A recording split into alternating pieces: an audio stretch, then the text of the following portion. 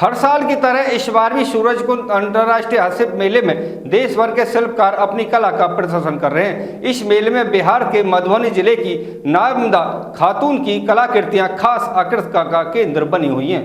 बिहार की नाजदा खातून का हस्तशिल्प बना आकर्षण का केंद्र। घास और खजूर के पत्तों से बनी अनोखी कलाकृतियां लोगों को कर रही आकर्षित। हर साल की तरह इस बार भी सूरजकुंड अंतर्राष्ट्रीय हस्तशिल्प मेले में देश भर के शिल्पकार अपनी कला का प्रदर्शन कर रहे हैं। इस मेले में बिहार के मधुबनी जिले की नाजदा खातून की कलाकृतियां खास आकर्षण का केंद्र बनी हुई है। घास और खजूर के पत्तों से बनी उनकी डालियां, पर्स, गुड़िया, चूड़िया, राधा कृष्ण की मूर्तियां और अन्य हस्त निर्मित सामान लोगों को खूब लुभा रहे हैं। नाजदा खातून बताती है कि उन्होंने ये कला 12 साल की उम्र में अपनी दादी से सीखी थी। साथ ही उन्होंने सिलाई का काम भी सीखा है, लेकिन उनकी रुचि हस्तशिल्प में बनी रही। शुरुआती दिनों में उनके बनाए सामान की ज्यादा बिक्री नहीं होती थी, जिससे आर्थिक तंगी बनी रहती थी।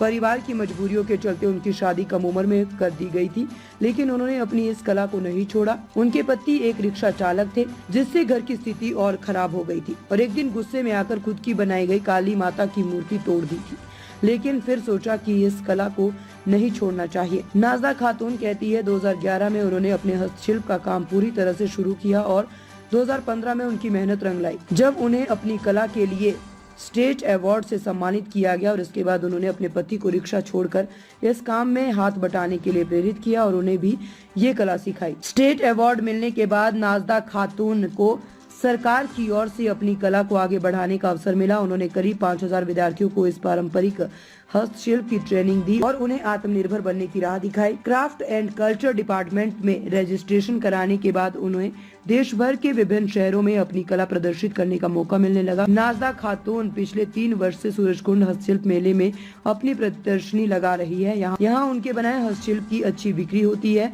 जिससे उनका परिवार सुचारू रूप से चल रहा है। नाम हुआ नाजदा खातून, मेरा घर जयनगर उसराही, जिला मधुबनी, बिहार। क्या चीज बनाते हैं आप? हम सिक्की का सामान बनाते हैं, ये खजूर के पत्ता से बनाते हैं, खजूर का मौनी पथिया बनाते हैं, डलिया बनाते हैं। उसके बाद जो है हम तो 12 साल सिलाई किया है बेटा। हम दादी सीखे थे सिलाई, दादी माँ से डलिया मौनी सीखे और सिलाई सीखे, तो 12 साल हम सिलाई किए। फिर उसके बाद जा करके हम से सिलाई छोड़ करके नहीं पोषण पालन हुआ, सिलाई छोड़ करके हम जो है सिक्की मौनी दादी सिखाए रहे, उसी काम हम करना शुरू कर दिए। तो बनावे मूर्ति सब बनावे, बहुत रंग का चीज सब बनावे। DID ऑफिस से जाए लगे, गया जिला गए, कलकत्ता गए, तो नहीं हमको ये हुआ, सामान सब नहीं बिक गए। कोई आदमी हमको कहा कि आप DC ऑफिस जाओ, DC ऑफिस में जाओगी तो आपका सब सावधान ये हो जाएगा, सही हो जाएगा। तो DC ऑफिस गए तो वहाँ हमको सब बोला कि आप इतना अच्छा कलाकार हो तो आप बनाओ सामान, अच्छा सामान बनाओ। तो हम कहे हम राधा बनावेंगे, तो सब बोला हाँ बनाओ राधा। तो राधा बनाए, उसको हाथ में दे दिया घैला, एगो हाथ में सिर पर घैला, हाथ में चूड़ी दे दिया। कहे कि चूड़िया बहाने गेली पन घटवा, चूड़िया हमारी ले लो प्यारे कन्हैया। उसी पर हमको स्टेट अवार्ड मिला। तो उस टाइम में ज्वाइनिंग हुए थे अशोक सिन्हा सर जो डायरेक्टर थे, वो और नसीर सर थे, वो सब मिल के पास किया, हमारा पास किया। तब से हमको लाभ हो गया, इसलिए कि कहीं लाइव डेमो हमको डायरेक्टर साहब दिल्ली में लाइव डेमो, पटना में लाइव डेमो, जहाँ तहाँ मेला करे लगे, कहीं कहीं DC ऑफिस से सिखाने ला चले जाए।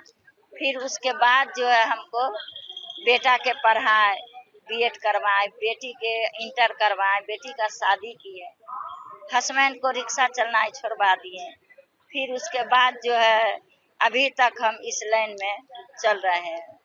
अब 2011 से हम कर रहे हैं ये काम। तो अब हमारे दुख का दिन तो चला गया, मगर अभी वही है कि भरो साल बनाते। क्या परिस्थिति आई थी, क्या हो गया था?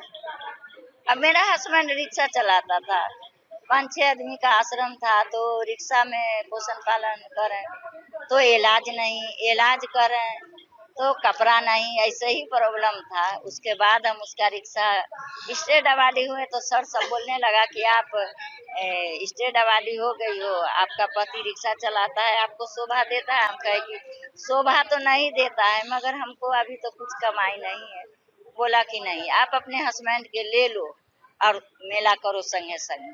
हमें भूल गए थे आपके।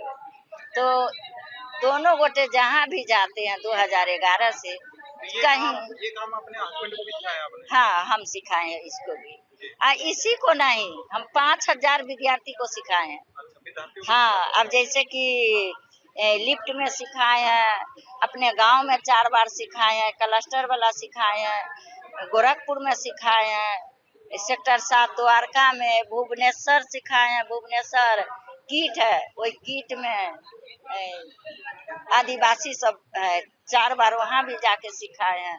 हम हर जगह हम सिखा सिखा के बच्चे सबको पास किया है। मूर्ति टूटने के बाद आप बता रहे थे, वो क्या? हाँ, वो मूर्ति मतलब नहीं बिका तो क्या गुस्सा बना? हो क्या गया। बना? वो काली जी था तो बेचेला जाए, बना करके बिकेगा तो पोषण पालन होगा, मगर नहीं बिक पाया। अब घर में रखे हैं, कहीं जाते थे, नहीं तो क्रोध हो गया, सब छोड़ दिया, ये काम भी छोड़ दिया, ये सब भी नहीं, गुस्सा में। फिर हमको क्या ना क्या दिमाग में जैसे बुझाना कि उचर रहा है कि आप जो है फिर से बनाओ, आपका सामान बिकेगा। उसके बाद ये हम चीज क्या मूर्ति टूटने के बाद आया? हाँ, फिर हमको दिल में आया कि तुम बनाओ, आपको बिकेगा। फिर हम बनाना शुरू कर दिया, राधा कृष्णा। जब आपने मूर्ति टूटा उसके बाद कितने दिन बाद ये सब चीजें हुई आपके साथ? बस फिर तुरंते जैसे सोए तो ध्यान में आ जाए कि तुम बनाओ, तुम्हारा जो है से सब बिकना शुरू हो जाएगा। सही में जब बनाना शुरू किया तो अर्धनारी बनाए, सरस्वती, लक्ष्मी, गौरी, महादेव सब बनावे, सब बिकना शुरू हो गया। उसके बाद हम कलकत्ता में 4 फीट 4 फीट का हम मूर्ति बना करके वहाँ सब टीम मिल करके बना करके उसमें हम